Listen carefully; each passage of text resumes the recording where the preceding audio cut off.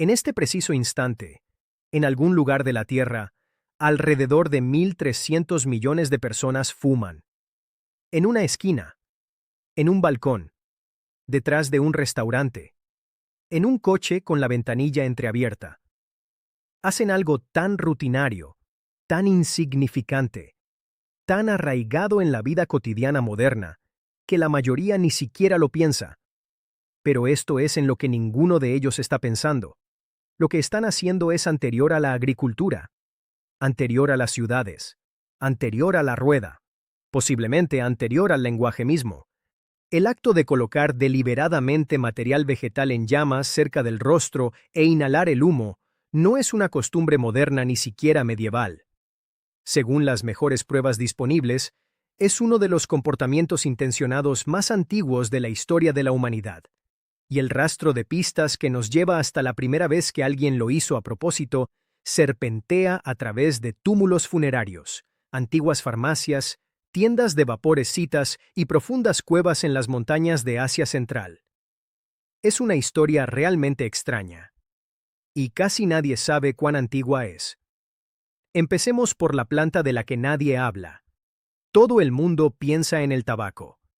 Es lo primero que se nos viene a la mente. Pero el tabaco es originario de América, lo que significa que durante la mayor parte de la historia de la humanidad, en África, Europa, Asia y Australia, ningún ser humano lo había conocido. El tabaco es un recién llegado a esta historia. Un elemento muy importante, pero un recién llegado. El verdadero comienzo se encuentra en algún lugar mucho más antiguo y mucho menos evidente. Todo empieza con una mala hierba. La cannabis sativa ha crecido de forma silvestre en Asia Central durante millones de años. Mucho antes de que el ser humano decidiera hacer algo interesante con ella, la planta ya estaba allí, produciendo los compuestos que con el tiempo la convertirían en una de las sustancias psicoactivas más utilizadas de la historia. Crecía a lo largo de las riberas de los ríos y en terrenos removidos. Crecía donde los animales habían alterado el suelo.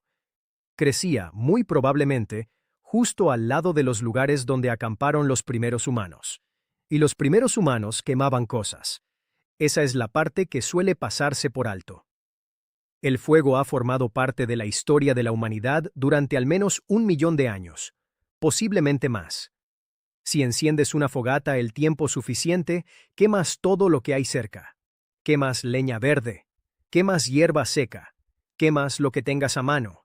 Y si lo que tienes a mano resulta ser cannabis silvestre creciendo justo al borde de tu campamento, también lo quemas. Lo que sucede a continuación es química. El cannabis contiene compuestos llamados cannabinoides, específicamente tetrahidrocannabinol, más conocido como THC. Al aplicar calor al cannabis, un proceso llamado descarboxilación convierte la forma inactiva del THC en su forma activa. El humo que se eleva transporta esos compuestos activos. Si te encuentras lo suficientemente cerca como para inhalar ese humo, esos compuestos entran en tu torrente sanguíneo a través de tus pulmones en cuestión de segundos.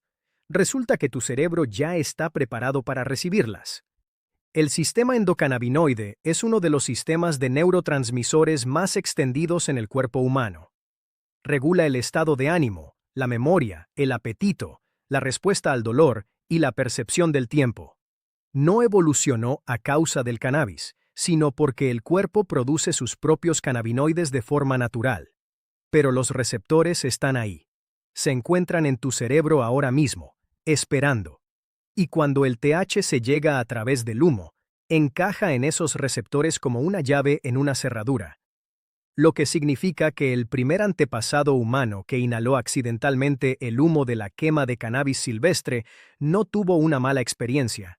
Tenían uno muy, muy bueno. Y luego les volvió a pasar. Y otra vez. Y en algún momento, después de suficientes repeticiones, después de suficientes noches accidentales que se sintieron inexplicablemente mejor de lo habitual, después de suficientes mañanas dedicadas a intentar comprender por qué la noche anterior se sintió diferente a la noche anterior, uno de nuestros antepasados dio el salto cognitivo. Esa planta, ese humo, esa sensación. Esas tres cosas están conectadas. Puedo hacer que eso vuelva a suceder a propósito. Ese instante, esa conexión cognitiva específica entre causa y efecto a través de la distancia entre el humo y la sensación, podría ser el acto intencional de automedicación más antiguo de la historia de la humanidad. Y según algunos investigadores, pudo haber ocurrido hace más de 10.000 años. Posiblemente mucho más. Ahora hablemos de las pruebas físicas, porque aquí es donde la cosa se pone fascinante y a la vez frustrante. Primero, la parte frustrante. La materia orgánica es un testigo terrible de la historia.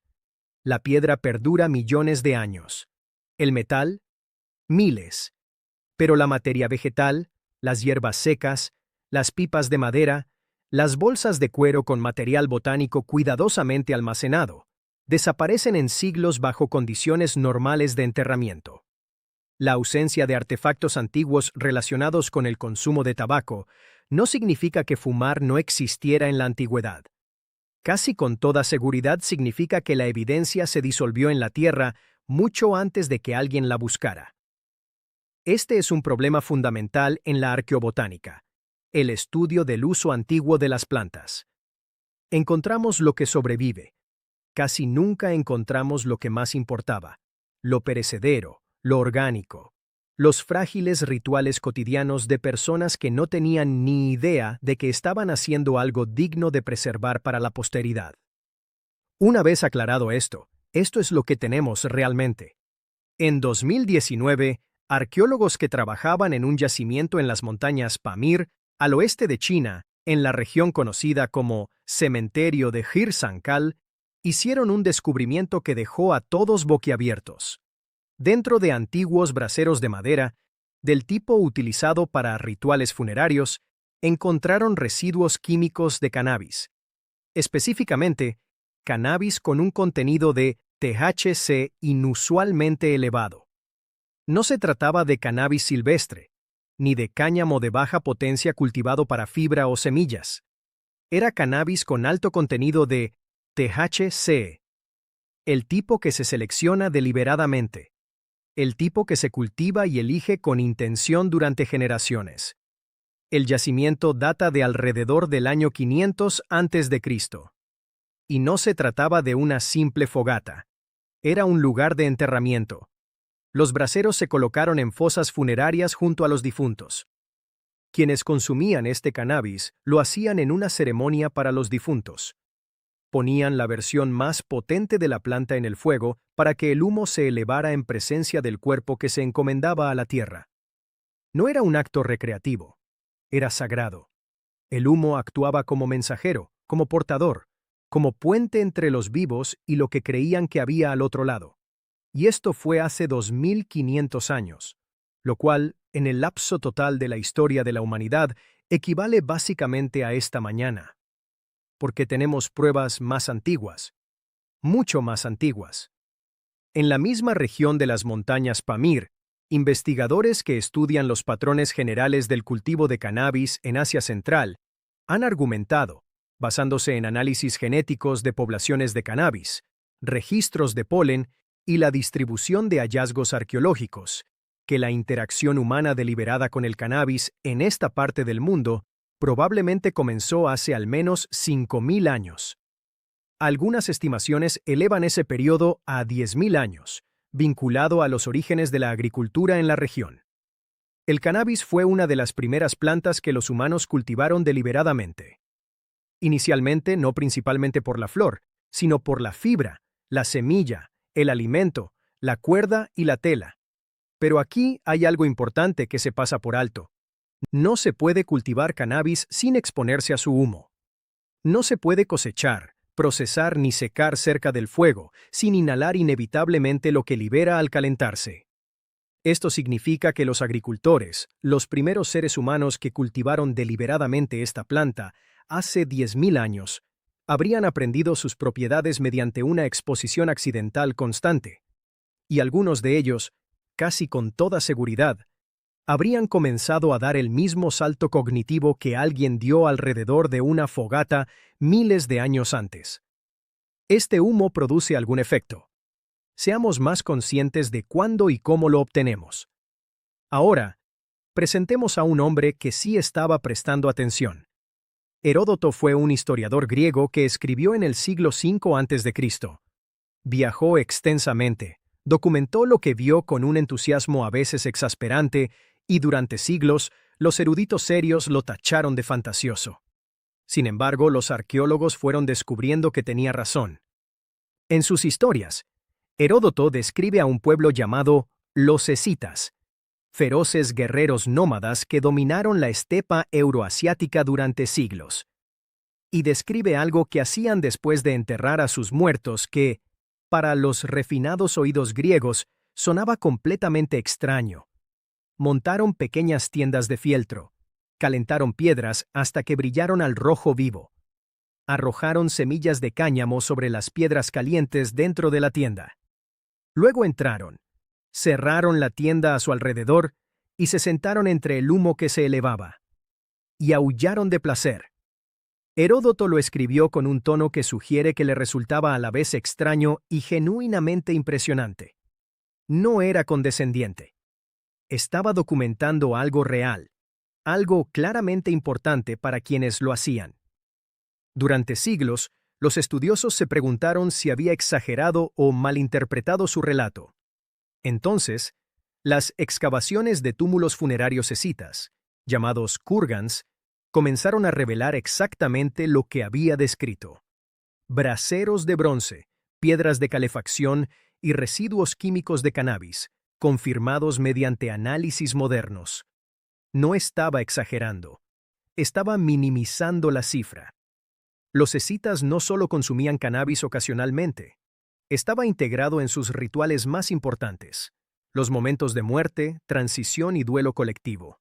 El humo no era una droga en el sentido moderno y desenfadado. Era una tecnología de conexión, una herramienta para transitar la mente de un estado a otro en momentos en que la conciencia ordinaria no bastaba para lo que el momento exigía. Y los escitas no inventaron esto. Para cuando Heródoto los observó en el siglo V a.C., esta tradición ya llevaba cientos, posiblemente miles de años, practicada en Asia Central. Eran herederos de algo ancestral. Simplemente, un griego que lo dejó por escrito tuvo la oportunidad de observarlos. Ahora hablemos de algo que casi nunca surge en esta conversación. En todo el mundo antiguo, en culturas que no tenían ningún contacto entre sí, el humo era medicina mucho antes de ser ritual, y el ritual mucho antes de ser hábito. En la antigua India, la tradición médica ayurvédica, con al menos 3000 años de antigüedad y probablemente mucho más antigua en su forma oral, describe una práctica llamada dhumapana. Literalmente, en sánscrito, beber humo. Consistía en la inhalación de hierbas medicinales específicas a través de tubos y pipas cuidadosamente construidos. Los textos son claros al respecto.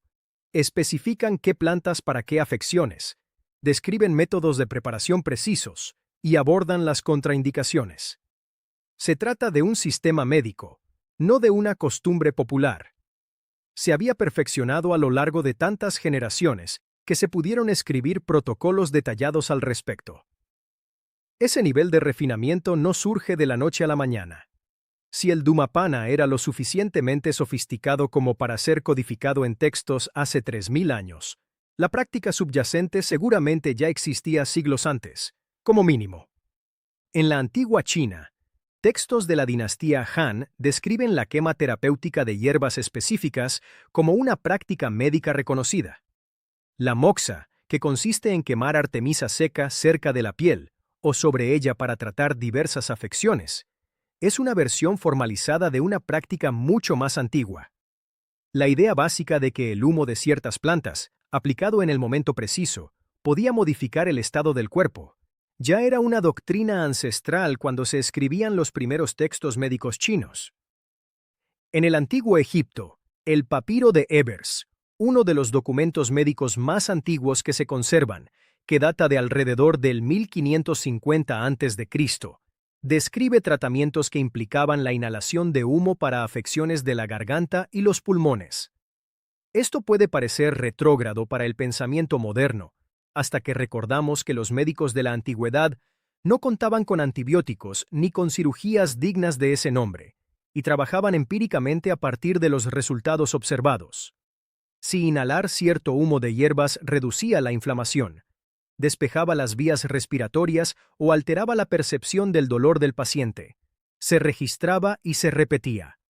Los resultados eran la única prueba de la que disponían. Y aquí está la clave de toda esta evidencia proveniente de India, China, Egipto y Asia Central, que apunta en la misma dirección desde culturas separadas por miles de kilómetros. Ninguna compartía información. Ninguna sabía lo que hacían las demás.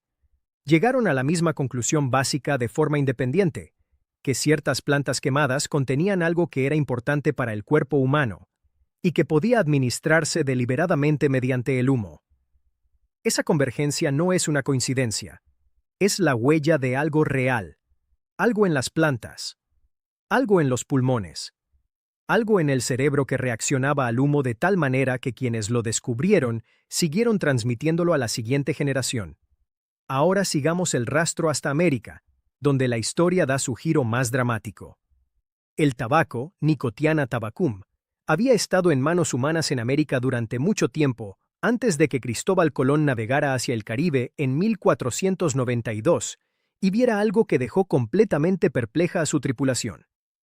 Indígenas que caminaban con pequeños rollos incandescentes de hojas secas se llevaban un extremo a la boca, encendían el otro y respiraban el humo como si fuera lo más natural del mundo.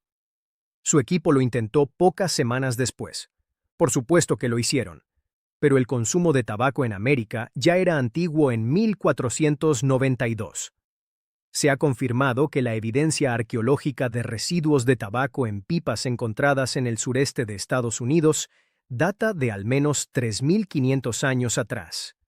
Algunos investigadores, basándose en la genética del tabaco cultivado y sus parientes silvestres en los Andes y el Amazonas, creen que el cultivo humano deliberado podría remontarse mucho más atrás. 10.000 años no es una estimación descabellada. Podría ser incluso más antigua. Y el tabaco, en su contexto indígena americano, no era lo que llegó a ser en manos europeas. No era algo casual. No era algo cotidiano. No era algo que se hiciera durante la pausa del almuerzo o para controlar el estrés. El tabaco era sagrado de una manera casi imposible de transmitir a alguien criado en una cultura que lo convirtió en un producto de consumo masivo. Se utilizaba en ceremonias de sanación, en rituales diplomáticos entre grupos, en la comunicación con el mundo espiritual y en ritos de iniciación. Pasar una pipa entre personas era un acto de enorme significado. El humo que ascendía se entendía literalmente como portador de palabras, oraciones e intenciones a lugares a los que la voz humana no podía llegar. El chamán que fumaba no se estaba dando un capricho. Estaba trabajando. Estaba haciendo lo más serio que sabía hacer. Esto es lo que destruyó el contacto con los europeos. Un siglo después de Colón, el tabaco había cruzado el Atlántico y se comercializaba por toda Europa. 2 siglos después, se había convertido en una obsesión continental. 4 siglos después, era un producto industrial, fabricado en masa, manipulado químicamente para maximizar su adicción, comercializado entre los niños y defendido frente a abrumadoras pruebas médicas por ejecutivos que sabían perfectamente lo que su producto les hacía a los consumidores. Algo que las culturas indígenas habían tratado con reverencia y moderación durante miles de años, se convirtió, en menos de 400 años, en un producto diseñado específicamente para ser lo más destructivo y rentable posible. Un doliente escita colocando cáñamo sobre piedras calientes en una fosa común, y un ejecutivo de una compañía tabacalera que en 1960 autorizó la adición de compuestos para que la nicotina actuara más rápido y desapareciera antes, solo están conectados por la planta. Todo lo demás, la intención, el significado, la relación entre el ser humano y la sustancia, es completamente opuesto. ¿Cuándo empezaron a fumar los humanos antiguos? La respuesta sincera sigue siendo, antes de lo que podemos demostrar, y probablemente antes de lo que podemos imaginar. Los residuos químicos nos remontan a 2500 años atrás con pruebas irrefutables. Los registros de cultivo nos llevan a 5000 años atrás. El caso circunstancial de exposición accidental a plantas psicoactivas silvestres en llamas alrededor de fogatas prehistóricas nos remonta a los orígenes mismos del fuego, hace 1 millón de años o más. Lo que la evidencia deja inequívocamente claro es lo siguiente. El deseo de manipular el humo de forma deliberada, de introducirlo en el cuerpo en momentos específicos con propósitos determinados, no es una debilidad moderna, ni una costumbre heredada del colonialismo, ni un hábito inventado recientemente. Es uno de los hilos conductores más antiguos de la historia de la humanidad. Se manifiesta en ritos funerarios, textos médicos, ceremonias diplomáticas, tradiciones chamánicas y rituales nómadas, de forma independiente, en todos los continentes habitados, en culturas que jamás se comunicaron entre sí. Ese tipo de universalidad solo tiene una explicación. Es humano, no en el sentido de que sea inevitable, bueno o digno de repetirse, sino humano en el sentido de que surge de algo profundo y constante en la forma en que nuestra especie interactúa con el mundo que la rodea. El impulso de observar, de experimentar, de descubrir qué nos transforma y luego elegirlo deliberadamente. El impulso de convertir lo accidental en intencional. Esa es la historia más antigua que tenemos. Un fuego, una planta, una persona que presta atención. Y la decisión de inclinarse hacia adelante.